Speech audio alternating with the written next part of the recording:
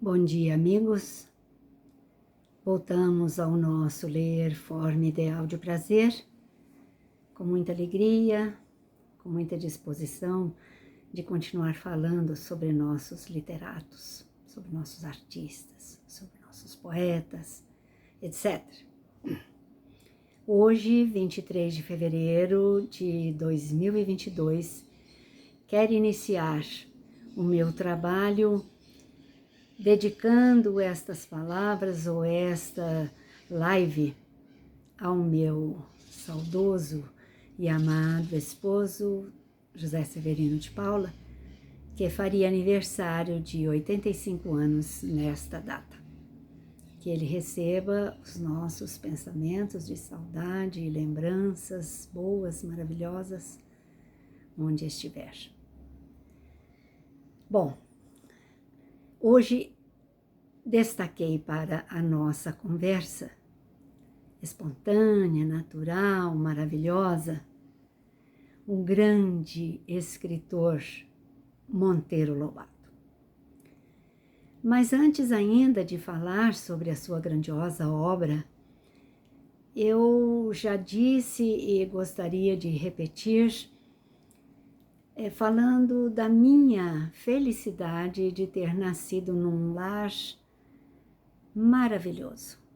Tive uns pais que nos encaminharam maravilhosamente bem em toda a vida, diante das circunstâncias, das dores, dos sofrimentos, das lutas, de tudo. Mamãe, na sua simplicidade, mãe de 10 filhos, na sua singeleza, ela nos deu exemplos a vida inteira de amor, de carinho, de educação, de postura, de palavreado, uma coisa fenomenal. E papai, preocupado com a prole, tinha todo o cuidado. Por ele ter sido autodidata, ele tinha aquela preocupação de doar aos filhos a oportunidade da leitura, a oportunidade do estudo, a oportunidade da elevação intelectual. E ele formou uma biblioteca maravilhosa, completa, que não podia faltar, a coleção completa encadernada em verde e dourado de Monteiro Lobato, para os meninos dele, para os filhos dele. Então eu tive essa oportunidade, e um dos livros de Monteiro Lobato que muito me encantou na meninice, e li não só uma vez, de vez em quando voltava na estante do papai e pegava o livro de novo, era a História do Mundo para as crianças, contando as maravilhas dos deuses egípcios, das pirâmides, da Mesopotâmia, da Grécia, dos filósofos, mas numa linguagem infantil tão encantadora que me cativava de uma maneira assim que eu lia e queria ler novamente para desfrutar daquele vocabulário, daquela maneira de contar as histórias. Que coisa mais linda!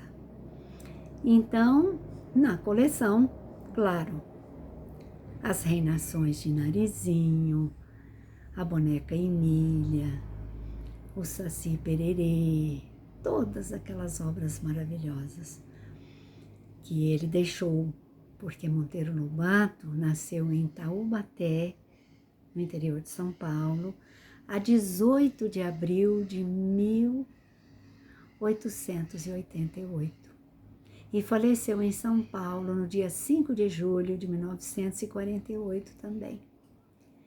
Então, ele desde criança, ele foi alfabetizado pela mãe, então desde criança ele se revelou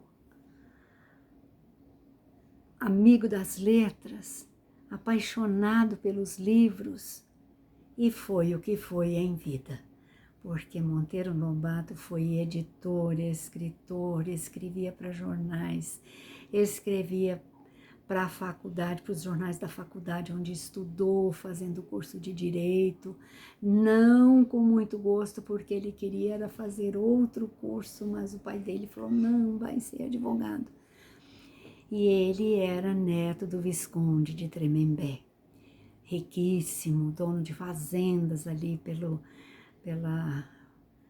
pelas margens do Paraíba do Sul, ali no Paraíba, no estado de São Paulo, e tinha plantações, fazendas vastíssimas. Então, em questão financeira, eram bem aquinhoados.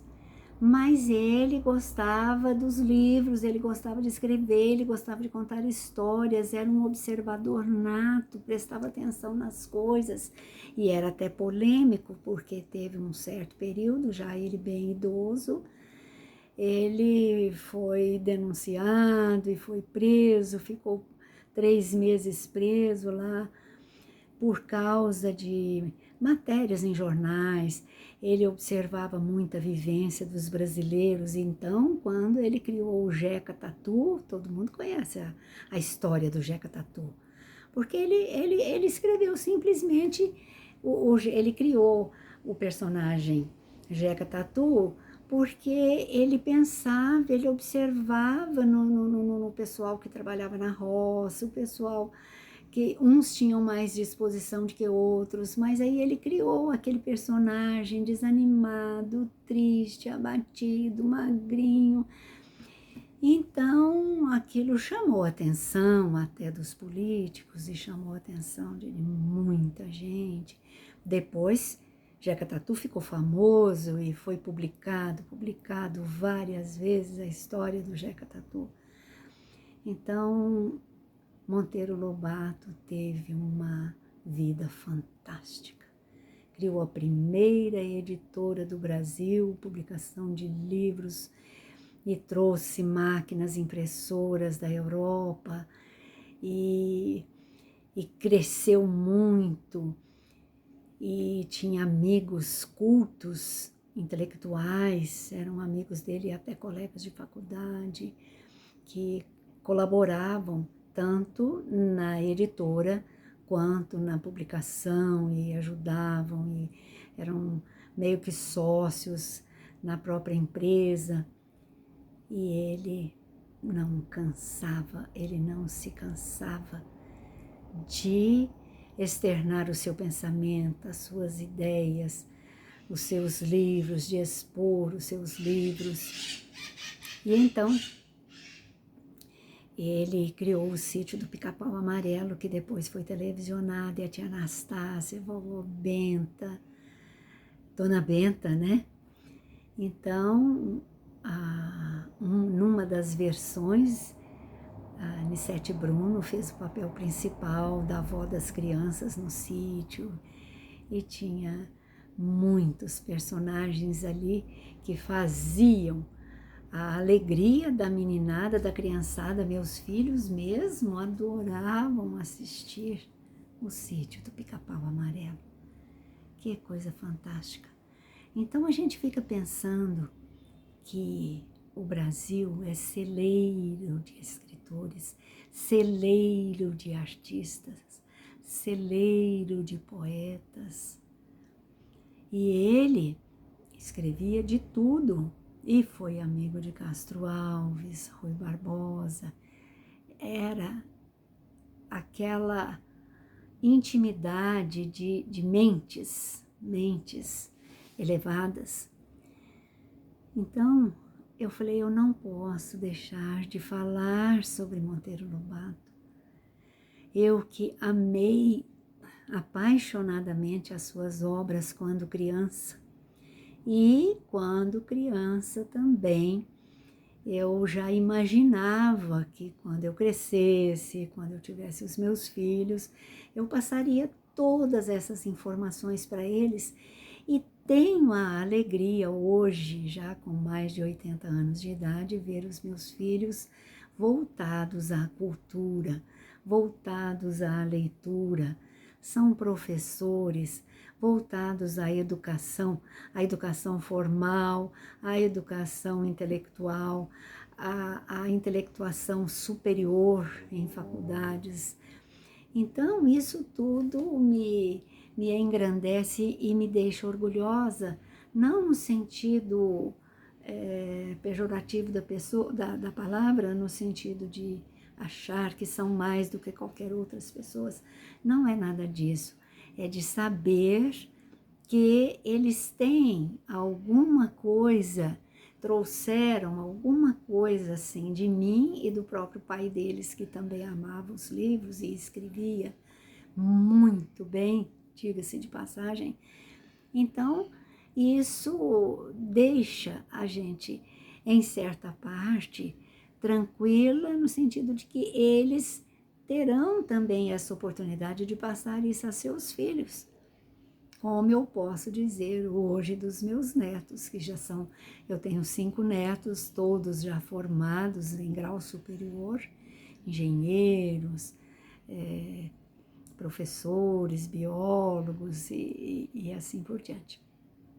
Então, isso tudo me deixa feliz, porque foi uma coisa que eu pude cultivar em minha vida, mas eu trouxe lá dos meus pais também. Eu tive essa oportunidade e haveria de aproveitar logicamente, né?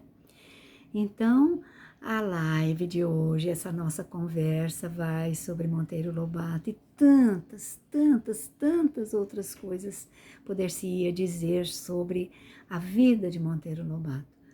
Então, nós tivemos oportunidade de, quando fui convidada para a FAEC, a Fundação Araguarina de Educação e Cultura, como sua primeira presidente, oportunidade de sempre, no Dia Nacional do Livro Infantil, comemorada 18 de abril, dia de Monteiro Lobato, fazer feira de livros, não só de livros infantis, mas de literatura de modo geral, na nossa Casa da Cultura, sempre homenageando esse grande homem brasileiro paulista que deixou um cabedal maravilhoso e sensacional para as gerações futuras, porque se ele faleceu em 1948, já tem mais de 70 anos que ele faleceu e, no entanto, é falado, é comentado, seus livros são lidos, mostrados nas escolas e toda a sua bagagem literária, cultural, intelectual ficou para muitas e muitas gerações. No que competir a mim, divulgarei para sempre o nome de Monteiro Lobato. Quando o avô dele faleceu, ele pediu para ficar como lembrança uma bengala que era do pai dele. E incrustado no cabeçote da bengala tinha as iniciais do pai de Monteiro Lobato, que se chamava José Bento Marcondes Lobato. Então, JBML. Aí, como Monteiro Lobato havia sido registrado como José Renato Monteiro Lobato, porque o Monteiro era da mãe dele, o Monteiro era da mãe, o Monteiro era o nome da mãe dele, então ele herdou o nome da mãe. Seria JR, né, José Renato Monteiro Lobato. Aí não combinava, e ele queria usar a bengala, mas as letras ali não ficavam condizentes com o nome dele. Ele foi ao cartório e pediu para mudar o nome, tirar o Renato e colocar Bento, igual o pai dele. Então ficou José Bento Monteiro Lobato. E ele usou a bengala até o final da sua vida, com as iniciais corretas.